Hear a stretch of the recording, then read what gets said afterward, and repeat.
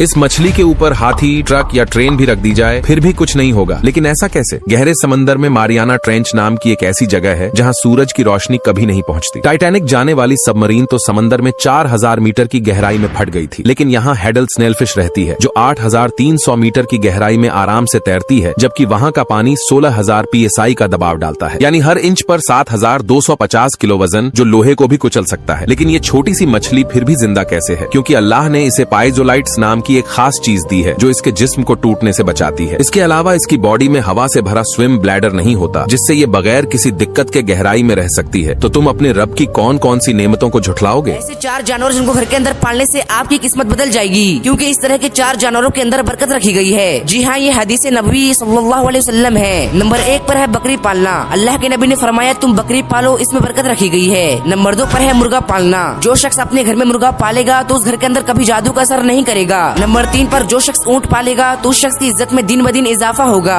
Number 4 पर जो शख्स घोड़ा पालेगा तो जिस तरह घोड़े की पेशानी में अल्लाह ने खैर रखी है तो उसी तरह उस शख्स के लिए दुनिया और आखिरत में खैर होगी। वैसे आपने इनमें से किस जानवर को पाल रखा है? कमेंट में जरूर बताएं। ऐसे खतरनाक जानवर जिनको आप घर में नहीं पाल सकते अगर आप इस्लाम को मानते हैं तो। वैसे दोस्तों, इस्लाम में बहुत से जानवरों को घरों में पालने की इजाजत है, लेकिन इस्लाम में इन 5 जानवरों को पालने की इजाजत नहीं, जिनमें से पहले नंबर पर है पिग। दोस्तों, इस्लाम में इस जानवर को नापाक समझा जाता है और इसकी खरीदारी और उसका गोश्त खाना भी हराम है। नंबर 2 पर है कुत्ता। कुत्ते को आप सिर्फ शिकार और घर के रखवाली के लिए रख सकते हो और कुत्ते को घर में पालना मकरूह है। नंबर 3 पर है सांप। दोस्तों, इस्लाम में सांप को पालने की इजाजत नहीं, क्योंकि नबी अलैहिस्सलाम का फरमान है कि सांप तुम्हारा दुश्मन है, लिहाजा इसे जहाँ पाओ वहाँ मार दो, क्योंकि ये इंसान को मार सकता है। और दोस्तों, नंबर 4 पर है शेर। शेर को घर में पालना मतलब ये है कि खतरे को घर में पालना, इसलिए आप इसे भी घर में नहीं पाल सकते। आखिर में नंबर 5 पर है भेड़िया। दोस्तों, ये जानवर किसी की भी गुलामी नहीं करता, क्योंकि इस जानवर को नूह अलैहिस्सलाम की दुआ है। वैसे दोस्तों, सच बताना कि इन जानवरों में से आपने किस जानवर को पाला है?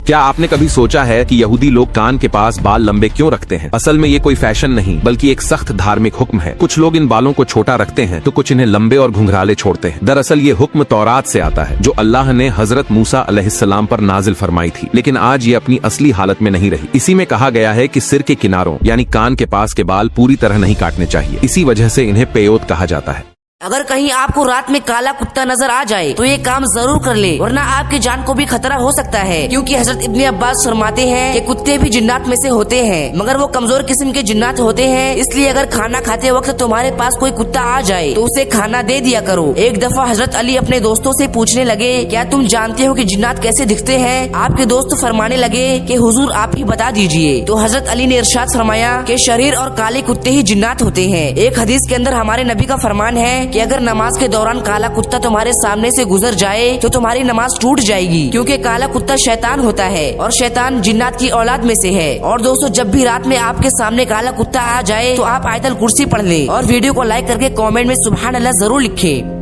क्या आपको पता है कि पाकिस्तान में दज्जाल मौजूद है? मैं ये बातें ऐसे ही हवा में नहीं बता रहा हूँ। अल्लाह के रसूल के वक्त में एक सहाबी ईमान ले आए और उन्होंने एक हैरत अंगेज वाकया को बयान फरमाया। उन्होंने बताया कि जब वो समंदर में सफर कर रहे थे तो तूफान की वजह से वो रास्ता भटक गए और वो एक जजीरे पर जाकर पहुंचे। उन्होंने बताया कि जब वहाँ हम पहुंचे तो एक अजीब सी मखलूक हमारे सामने आ गई, जिसके जिस्म पर बहुत ज्यादा बाल मौजूद थे, और उसने अपना नाम दसासा बताया। और फिर वो हमें एक मंदिर के अंदर ले गई, जहाँ पर एक अजीब सी मखलूकात जंजीरों में जकड़ी हुई थी। उसने हमसे 3 सवाल पूछे और जब हमने उसके तीनों सवालों के जवाब दे दिए तो उसने हमें अपना नाम दज्जाल बताया। तो अल्लाह के रसूल ने फरमाया कि दज्जाल यमन के समंदर में नहीं है, दज्जाल मशरिक में मौजूद है, और अगर मदीने से मशरिक की तरफ सीधी लाइन खींची जाएगी तो पाकिस्तान के अस्तोला आइलैंड पर जाकर मिलेगी।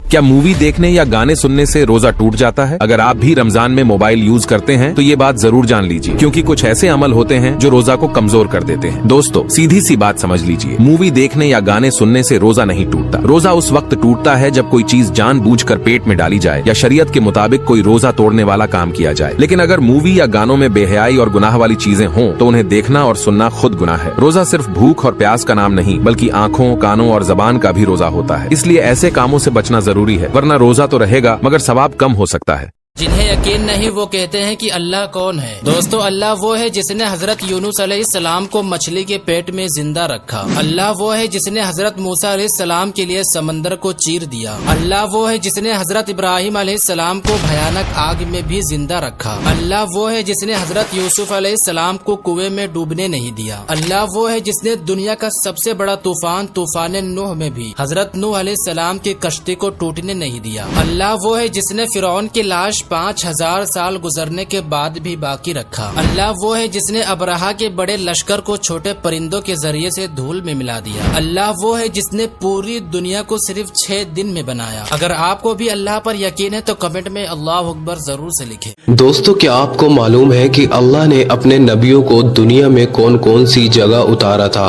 तो चलिए बताते हैं।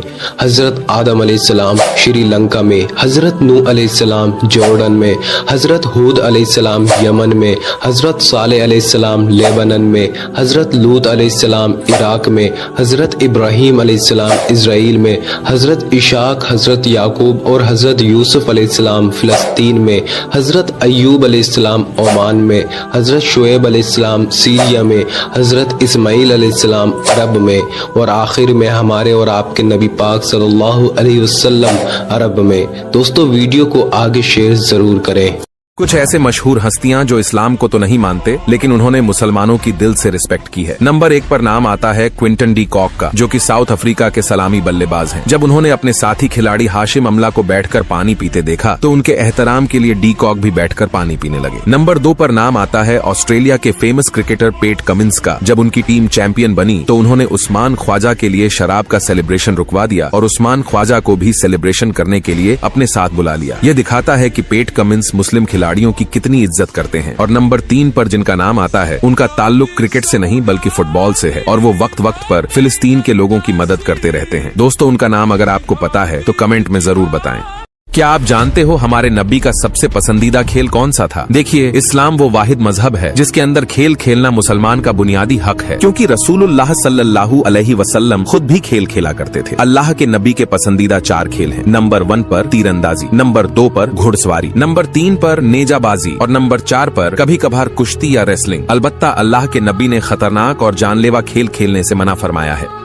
अगर आपके घर में ये 3 जानवर हैं तो सावधान हो जाइए, वरना बड़ी मुसीबत में फंस सकते हैं। सबसे पहले मकड़ी। अगर आपके घर में मकड़ियां और उनके जाले बहुत ज्यादा हैं तो बुजुर्गाने दीन फरमाते हैं कि ऐसे घरों में झगड़े, गरीबी और तंगदस्ती आने की चांसेस बढ़ जाती है। दूसरा, छिपकली। हमारे नबी सल्लल्लाहु अलैहि वसल्लम ने खुद छिपकली को मारने का हुक्म दिया है। यह भी घर में तंगदस्ती और बीमारियों का कारण बन सकती है। अगर ये आपके घर में ज्यादा है तो या तो इन्हें भगाएं या मार दें। तीसरा, कॉकरोच। ये छोटे कीड़े घरों में अक्सर मौज काटते नजर आते हैं, लेकिन आपको पता होना चाहिए कि ये कई बड़ी बीमारियों का कारण बन सकते हैं। घर में कॉकरोच ज्यादा होने से तंगदस्ती और सुस्ती भी आ सकती है, इसलिए इन्हें घर से निकाल फेंकिए। जानवरों के ऐसे अजीबोगरीब अंडे जो आपने पहले कभी नहीं देखा होगा। Number 1, horn shark eggs. Allah की कुदरत देखिए, 60% शार्क बिना अंडे दिए सीधे बच्चे पैदा करती हैं, लेकिन बाकी 40% शार्क अंडे देती हैं। मगर इनका अंडा देखकर कोई यकीन ही नहीं करेगा कि ये अंडा है, क्योंकि ये बिल्कुल भी अंडे जैसा नहीं दिखता है। इनका शेप काफी अलग होता है और इसी वजह से इन्हें दुनिया के सबसे अनोखे अंडों में से एक माना जाता है। Number 2, kiwi bird eggs. Kiwi पक्षी ने एक अजीब रिकॉर्ड बनाया है। ये अपने बॉडी के साइज के मुकाबले दुनिया का सबसे बड़ा अंडा देती है। इसका अंडा इसके खुद के वजन का 20% तक हो सकता है, इतना बड़ा कि मादा कीवी ठीक से खा भी नहीं पाती। Number 3, sea horse eggs. Allah की सबसे अनोखी मखलूक सी हॉर्स। यहाँ मादा नहीं बल्कि नर अपने पेट की थैली में अंडे पालता है। हफ्तों तक वो इनका ख्याल रखता है, फिर एक दिन उसके अंदर से दर्जनों छोटे छोटे सी हॉर्स बाहर आ जाते हैं। बेशक अल्लाह बेहतरीन बनाने वाला है। 4 ऐसे जानवर जिनकी कुर्बानी जायज नहीं। अल्लाह के रसूल सल्लल्लाहु अलैहि वसल्लम ने 4 किस्म के जानवरों की कुर्बानी को नाजायज बताया है। जो शख्स कुर्बानी करने का इरादा रखता हो वो इस हदीस को जरूर सुने और कुर्बानी के जानवर खरीदने से पहले इन बातों का ख्याल रखें। अल्लाह के रसूल सल्लल्लाहु अलैहि वसल्लम ने फरमाया कि 4 किस्म के जानवर कुर्बानी में जायज नहीं है। नंबर 1, काना, जिसका कानापन जाहिर हो। नंबर 2, बीमार, जिसकी बीमारी वाजह हो। नंबर 3, लंगड़ा, जिसका लंगड़ापन जाहिर हो। और नंबर 4, कमजोर, बहुत ज्यादा कमजोर कि उसकी हड्डी में गूदा जाना। ये है दुनिया की सबसे पुरानी चीजें जिनके बारे में आप नहीं जानते होंगे। नंबर 1, ये है 5500 साल पुराना चमड़े का जूता जो 2008 में आर्मेनिया की एक गुफा से मिला था। हैरानी की बात यह है कि इतना पुराना होने के बावजूद यह लगभग सही सलामत मिला। नंबर 2, ये है दुनिया का सबसे पुराना शहर, सीरिया का दमिश्क शहर। लोगों का मानना है कि यह शहर करीब 11,000 साल पुराना है और आज भी पूरी रौनक के साथ बसा हुआ है। और नंबर 3, ये पन्ना दुनिया के सबसे पुराने कुरान के पन्नों में से एक माना जाता है जो तकरीबन 1370 साल पुराना है और अभी ये पन्ना इंग्लैंड की बर्मिंघम यूनिवर्सिटी में सही सलामत रखा है। अगर आपको भी लगता है कि भारत की सबसे बड़ी मस्जिद दिल्ली की जामा मस्जिद है तो जनाब आप गलत सोच रहे हैं। भारत की सबसे बड़ी मस्जिद है ताज उल मस्जिद जो भोपाल मध्य प्रदेश में मौजूद है। इस आलीशान मस्जिद की तामीर 1877 में शुरू हुई थी जिसकी बुनियाद रखी थी भोपाल की रानी नवाब शाहजहां बेगम ने। बाद में उनकी बेटी सुल्तान जहान बेगम ने इस तामीर को आगे बढ़ाया और आखिरकार ये मस्जिद 1985 में मुकम्मल हुई। ये मस्जिद करीब 4 लाख स्क्वायर फीट में फैली है जहाँ एक वक्त में लगभग 1,75,000 लोग नमाज अदा कर सकते हैं।